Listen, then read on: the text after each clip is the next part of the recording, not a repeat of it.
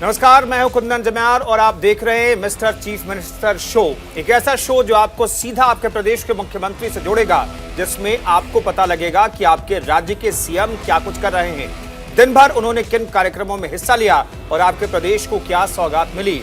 तो आज के शो में हम बात करेंगे सबसे पहले यूपी के मुख्यमंत्री योगी आदित्यनाथ।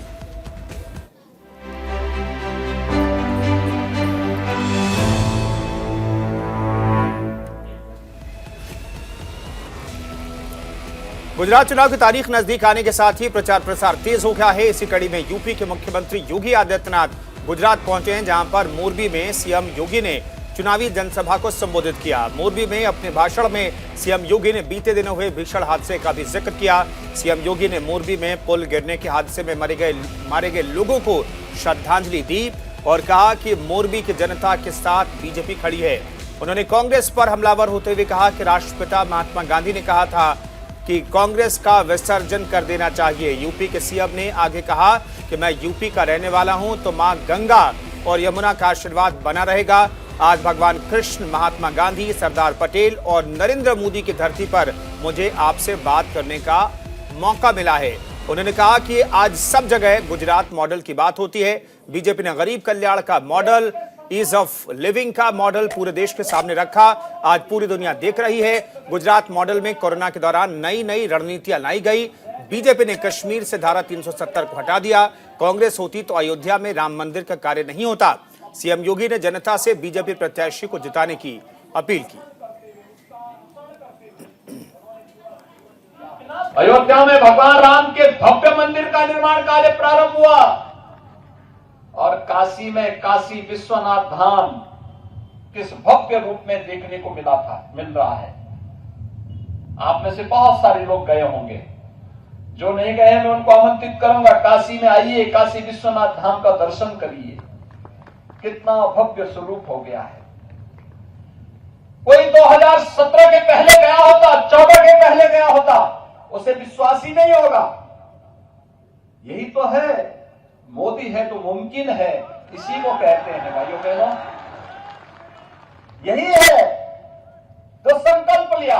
आज विकास की नई नई ऊंचाइयों को छूता हुआ भारत, आस्था के तीर्थ स्थलों का होना सम्मान और उसका भव्य स्वरूप।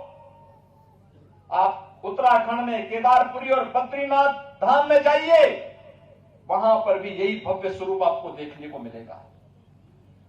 आप उज्जैन में जाइए, महाकाल के महालोक का दर्शन करिए। प्रधानमंत्री मोदी जी ने अभी कुछ दिन पहले उसका लोकार्पण भी किया है। और भाइयों बहनों, मैं पूछना चाहता हूं, क्या कांग्रेस रहती तो अयोध्या में भगवान राम का मंदिर बन गया होता क्या? क्या कांग्रेस के रहते काशी में भगवान विश्वनाथ का धाम इस भव्य स्वरूप को प्राप्त कर पाता क्या? कांग्रेस के रहते, अच्छा बताओ, प्रधानमंत्री मोदी जी और गृह मंत्री अमित शाह जी ने कश्मीर की धारा 370 को सदैव के लिए समाप्त कर दिया, आतंकवाद की जड़ को सदैव के लिए मिटा दिया। क्या कांग्रेस के रहते सब संभव हो पाता क्या? जब भाइयों बहनों कांग्रेस न आपके सुख दुख में सहभागी बन सकती है।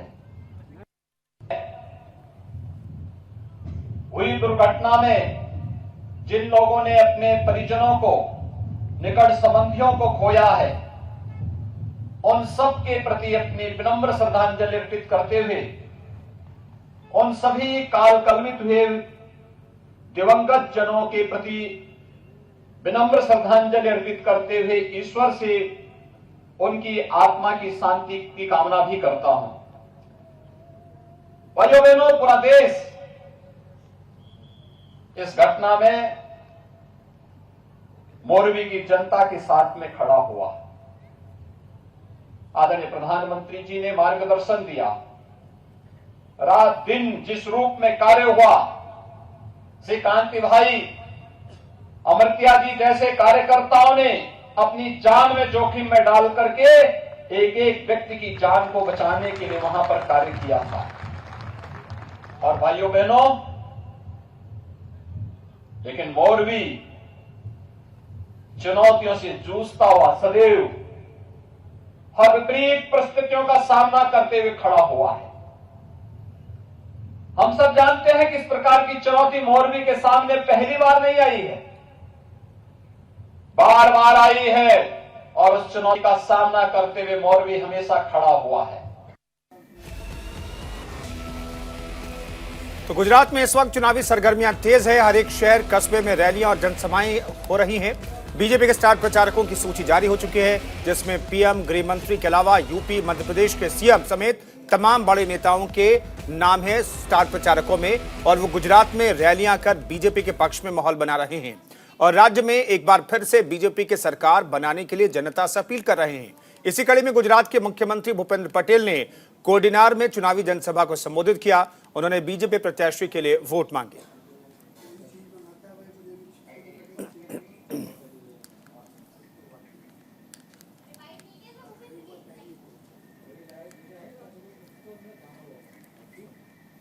तो गुजरात में विधानसभा चुनाव को लेकर बीजेपी ने अपनी पूरी ताकत झोंक दी है। असम के मुख्यमंत्री हेमंत बिस्वा शर्मा गुजरात के कच्छ पहुंचे, जहां पर कच्छ में उन्होंने एक चुनावी जनसभा को संबोधित किया। इस दौरान उन्होंने कांग्रेस पर जमकर निशाना साधा और कहा कि कांग्रेस ने जम्मू कश्मीर को धारा 370 दी और बीजेपी ने इस धारा को हटाया। पीएम नरेंद्र मोदी के नेतृत्व में देश आगे बढ़ रहा है और तरक्की कर रहा है। जनसभा के बाद सीएम हेमंत बिस्वा शर्मा ने कांग्रेस नेता राहुल गांधी पर जबरदस्त तरीके से निशाना भी साधा। उन्होंने साफ तौर पर कहा कि गुजरात में चुनाव है, लेकिन राहुल गांधी दक्षिण में घूम रहे हैं। इसी तरह जब हिमाचल प्रदेश में चुनाव थे तो वो केरल में घूम रहे थे।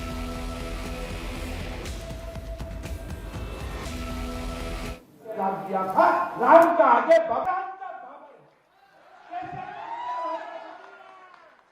आज देश को एक नरेंद्र मोदी के लिए रुकना पड़ा। आज आप जाइए अयोध्या में इतना भव्य राम मंदिर बना हुआ है। 2026 में राम मंदिर का उद्घाटन होगा शायद, जैसा परिकल्पना है। मैं थोड़ा दिन पहले मेरा जाने का सौभाग्य हुआ था। जब राम मंदिर मैंने देखा तो मेरा मन में ऐसा लगा कि अगर कांग्रेस होता था ये तो हमेशा बाबरी मस्जिद राम मंदिर बना होता था। भगवान राम का भी वो लोग सत्यानाश करके रख दिया था, राम का आगे बाबर का नाम लगा के रख दिया था।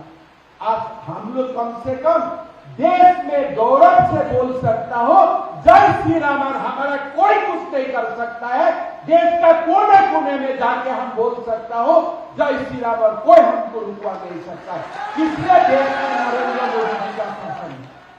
आज आप सोच के देखिए कि एक देश था, एक देश है, आपका दो दोस्त है। अब कश्मीर जाओ, एक दूसरा कॉन्स्टिट्यूशन, एक गुजरात में आओ, भारत का संविधान, कश्मीर में जाओ, जम्मू कश्मीर का संविधान। बहुत बार ये बात आया, डॉक्टर श्यामा प्रसाद मुखर्जी ने बात उठाया कि 370 धारा विलुप्त हो जाना चाहिए। कांग्रेस ने बोला नहीं भाई ऐसा बात मत बोलो, क्यों? वो संभव ही नहीं है 370 धारा हटाने का। ठीक है, बहुत सारा यात्रा हुआ, मुरली मनोहर जोशी ने यात्रा निकाला, मोदी जी ने भी यात्रा में दिया था, पर 370 हटाओ। कांग्रेस बोला नहीं 370 नहीं हटेगा। क्यों? तुष्टीकरण का राजनीति करना था। जब पहला बार बीजेपी सरकार आया, कैसे 370 हटाएगा? ये कम से कम मोदी नहीं कर पाएगा। लोगों का बीच में ऐसा पहला तो बोला कहां राम मंदिर बना सकता है, तो राम मंदिर बनाना शुरू हो गया। फिर बोला मोदी तो 370 नहीं हटा सकता है। जब संसद ने मोदी जी ने 370 धारा को हटाया, अमित भाई ने 370 धारा को हटाया, देश को ये एक मैसेज चला दिया कि मेरा भारत एक है, मेरा भारत महान है। राहुल जी का देश का इतिहास का बारे में कोई मालूम नहीं है। अगर वीर सावरकर का बारे में उन्होंने जो शब्द का प्रयोग किया है, इससे उसका मानसिकता को मालूम हो जाता है। वो देश का विरोधी है, हिंदू संस्कृति का वो विरोधी है, वो भारत का विरोधी है। इसीलिए हम यही बताना चाहता हूँ कि राहुल जी आपने जो बात बोला, देश आपका ऊपर प्रतिशोध लेगा। गुजरात विधानसभा चुनाव प्रचार के लिए मध्य प्रदेश के मुख्यमंत्री शिवराज सिंह चौहान भी गुजरात दौरे पर हैं। उन्होंने मांडवी विधानसभा क्षेत्र में चुनावी सभा को संबोधित किया, जहां पर उन्होंने कांग्रेस और आम आदमी पार्टी पर जमकर निशाना साधा। जनसभा में सीएम शिवराज सिंह ने कहा, पीएम नरेंद्र मोदी कल्प वृक्ष हैं, जो जरूरत है वही मिलेगा। आप संयोजक अरविंद केजरीवाल हैं, बबूल का पेड़, वहां से केवल कांटे मिलेंगे। जबकि कांग्रेस नेता राहुल गांधी खरपतवार हैं, ये फसल ही खराब कर देंगे। ये कांग्रेस और आप दोनों ही पार्टियां देश से संतोष और चैन साफ कर देगी, ये उन्होंने कहा। सीएम शिवराज ने कहा कि इसके साथ ही उन्होंने कांग्रेस शहीदों का अपमान करती है, ये भी आरोप लगाया। कांग्रेस नेता राहुल गांधी ने स्वतंत्र वीर सावरकर का अपमान किया है, जिन्हें काला पानी की 2 जन्मों की सजा मिली थी, जिन्होंने काला पानी की सजा काटी और देश के लिए सब कुछ लुटा दिया। ऐसे वीर सावरकर का आप अपमान करते हैं। राहुल गांधी कांग्रेसियों से माफी मांगे, देश से माफी मांगे, ये उन्होंने कहा है। कि अमरकंटक से नर्मदा जी प्रकट हुई। नर्मदा जी में पानी जल की धार इसलिए रहती है कि दोनों किनारों पर बड़े बड़े साल के वृक्ष है, वो वर्षा के जल को अवशोषित करते हैं और बाद में बूंद बूंद करके छोड़ते रहते हैं जड़ों से, तो नर्मदा जी में पानी बहता रहता है। पेड़ है तो नर्मदा जी है। और जब हमने नर्मदा सेवा यात्रा की थी और 10 करोड़ पेड़ एक दिन में नर्मदा के किनारों पर रोपे थे, दोनों किनारों पर। लेकिन फिर दिल ने कहा कि शिवराज एक दिन नहीं, रोज लगा, और तू लगाएगा तो जनता भी लगाएगी, रोज नहीं लगाएगी तो बर्थडे पे लगाएगी। तो मध्य प्रदेश में हाल ये हो गया कि जन्मदिन लोग पेड़ लगा के ही मनाते हैं। और जब मैं वचन देता हूं, नरेंद्र भाई, पक्की नहरें कैनाल आपने बनाई, कच्छ भुजा पानी ले गए, मैं नर्मदा जी में मध्य प्रदेश से पानी की कमी नहीं आने दूंगा। लेकिन ये कांग्रेसी बड़े कलाकार हैं। ये मुझे मध्य प्रदेश में गाली देते थे, रोज पानी पी पी के ये गुजरात पानी जाने दे रहा है। अरे मैं इनका गुजरात कोई पाकिस्तान है क्या? गुजरात भी तो हमारा है। हम सब भारत मां के लाल, भेदभाव का कहां सवाल। सरदार सरोवर बना तो गुजरात को पानी मिला, मध्य प्रदेश को बिजली मिली, दोनों को मिल गया भाई। लेकिन ये कांग्रेसी मेघा पाटकर जैसे लोग रोज आंदोलन, नर्मदा बचाओ, नर्मदा बचाओ।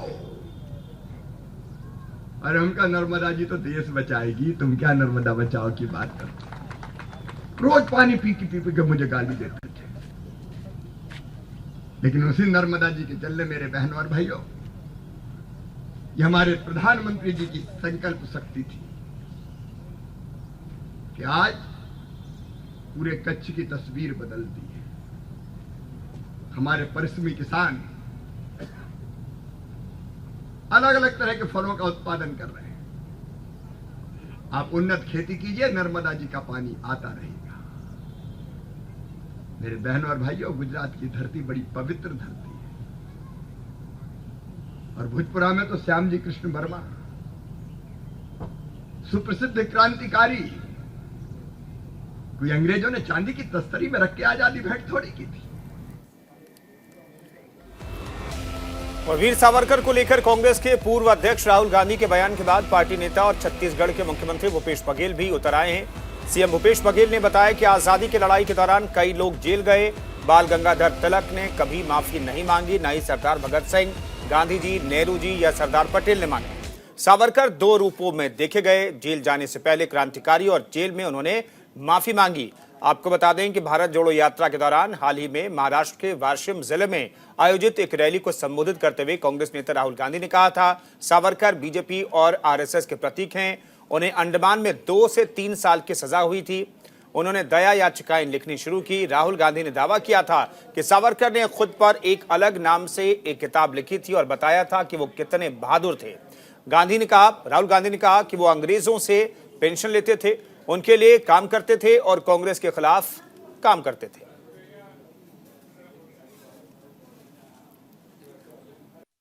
की लड़ाई में बहुत सारे लोग जेल गए और जेल की यात्राएं की। लोकमान्य बाल गंगाधर तिलक मंडली जेल में 6 साल रहे, उन्होंने माफ़ी मांगी नहीं। सरदार भगत सिंह तो फांसी हो गई, उन्होंने माफ़ी नहीं मांगी। आज बटुक महाराज के आज उसको हम स्मरण कर रहे हैं, उन्होंने माफ़ी नहीं मांगी। गांधी जी ने माफ़ी नहीं मांगी, नेहरू जी ने, सरदार पटेल ने, किसी ने माफ़ी नहीं मांगी। यदि सावरकर देखना है तो दो हिस्सों में देखना पड़ेगा। जब वो जेल गए उसके पहले सावरकर क्रांतिकारी थे, और उसके बाद जब जेल गए तो फिर वो लगातार माफ़ी मांगने लगे, और अंग्रेज़ों से उन्होंने वजीफ़ा भी लिया, 60 रुपया उनको हर महीने पैसे मिलते थे। और जेल से छूटने के बाद कभी वो जो क्रांतिकारी उनकी छवि थी उसके विपरीत उन्होंने कार्य किया। तो ये दूसरे पार्ट को आपको देखना पड़ेगा। उन्होंने अंग्रेज़ों से मिलकर जो काम किया है वो उसके इतिहास रहा है। तो ये 2 भागों में देखना होगा उसको। उसके पहले जब जेल नहीं गए थे तब इंग्लैंड में, और उसके बाद यहाँ आकर उन्होंने क्रांतिकारी कदम उठाए, और जेल जाने के बाद उसका दृष्टिकोण बिल्कुल बदल गया। तो 2 हिस्से में उसको देखना होगा। ठीक है। तो वहीं दूसरी तरफ मध्य प्रदेश के पूर्व मुख्यमंत्री कमलनाथ के जन्मदिन से पहले मंदिर के आकार का केक काटने पर बवाल मच गया है। इस मामले को लेकर बीजेपी लगातार उन पर हमलावर है। इस मामले में अब मध्य प्रदेश के मुख्यमंत्री शिवराज सिंह चौहान ने कमलनाथ पर तीखा हमला बोला है। उन्होंने कहा कि ये वो पार्टी है जिसने राम मंदिर का विरोध किया था, लेकिन जब उन्होंने देखा कि ऐसा करने से उनके वोट प्रभावित हो रहे हैं तो अब उन्होंने भगवान हनुमान को याद करना शुरू कर दिया। उन्होंने हनुमान जी का केक बनवाया और काटा। ये हिंदू धर्म का अपमान है, समाज इसे स्वीकार नहीं करेगा। आपको बता दें कि ये पूरा मामला तब सुर्खियों में आया था जब पूर्व सीएम और कांग्रेस नेता कमलनाथ ने अपने जन्मदिन से पहले शिकारपुर में केक काटा। ये ऐसा केक था जो मंदिर के आकार में था और इसमें भगवान हनुमान की तस्वीर भी थी। ऐसे में इसका वीडियो सोशल मीडिया पर वायरल होते ही विवाद खड़ा हो गया। केक के ऊपर हनुमान जी की प्रतिमा बनाना, ये भी सनातन धर्म का अपमान है। केक काटना अपमान की पराकाष्ठा है। पाप करके प्रायश्चित का भाव ना होना, ये और भी बड़ा अपमान है। आखिर कांग्रेस कर क्या रही है, कमलनाथ कर क्या रहे हैं? हमारी धर्म, हमारी संस्कृति, हमारी परंपराएं, हमारे जीवन मूल्य सबको अपमानित करने का काम कर रहे हैं, और ये समाज बर्दाश्त नहीं करेगा। और उत्तराखंड के चंपावत में अंतर्राष्ट्रीय प्राकृतिक चिकित्सा और योग सम्मेलन आयोजित हुआ है। कार्यक्रम में प्रदेश के मुख्यमंत्री पुष्कर सिंह धामी भी शामिल हुए और सीएम ने सबको प्राकृतिक चिकित्सा दिवस की शुभकामनाएं देते हुए कहा, उत्तराखंड ऋषियों की तपोस्थली रही है। ये योग और आध्यात्म की भूमि है। हमारी जीवन पद्धति बहुत कारगर रही है। हमने कोरोना महामारी के समय में भी इसे महसूस किया। हमारी सरकार योग और आयुष के क्षेत्र में लगातार काम कर रही है। हमने कई और संकल्प लिए हैं जिन्हें पूरा किया जा रहा है।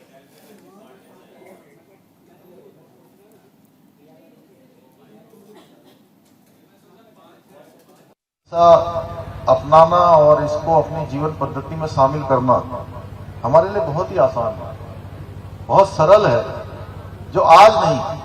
आज मैं इनको बधाई इसलिए देना चाहता हूं कि ये फिर से जो हमारी जीवन पद्धति रही है, जो हमारे पूर्वजों की पद्धति रही है, ऋषि मुनियों की पद्धति रही है, जो भारत की पद्धति रही है, उसको फिर से हम सबके सामने एक नए रूप में कहूं तो पुरानी चीज को नए रूप में लाने का काम इनके माध्यम से हो रहा है। इसलिए मैं इनको बधाई देता हूं। आप सभी प्राकृतिक चिकित्सक जो भी अभी जिन्होंने मेरे साथ यहाँ पर मठ स्नान किया, उनसे तभी मेरा रमेश जी से और उनकी पूरी टीम से जब परिचय हुआ तो उन्होंने मुझे बताया कि वो सारे चिकित्सक हैं और इस क्षेत्र में अपनी सेवाएं देते हैं और इसके कारण से मानव जीवन को रोग मुक्त करने के लिए निरंतर प्रयास करते रहते हैं, निरंतर कार्य करते रहते हैं। भाइयों बहनों, ऋषियों और संतों की तपस्थली उत्तराखंड सदैव भी ये विश्व कल्याण के लिए कार्य करती रही है, प्रचार प्रसार करती रही है। और हम सब जानते हैं ये योग की भूमि है, ये आयुष की भूमि है, ये संस्कृति, धर्म, अध्यात्म, जितनी भी प्रकार की हम बात करें तो वो सारे के सारे हमारे उत्तराखंड के अंदर सभी कुछ हमको यहाँ पर प्रकृति द्वारा, भगवान के द्वारा प्राप्त है। और मैं जब कहता हूँ अभी हमारे पंच तत्वों पर, पंच आधारभूत पर। तो हमारे खास कार्यक्रम मिस्टर चीफ मिनिस्टर में फिलहाल इतना ही, रुकेंगे एक छोटे से ब्रेक के लिए, लेकिन आप बने रहिए न्यूज इंडिया के साथ।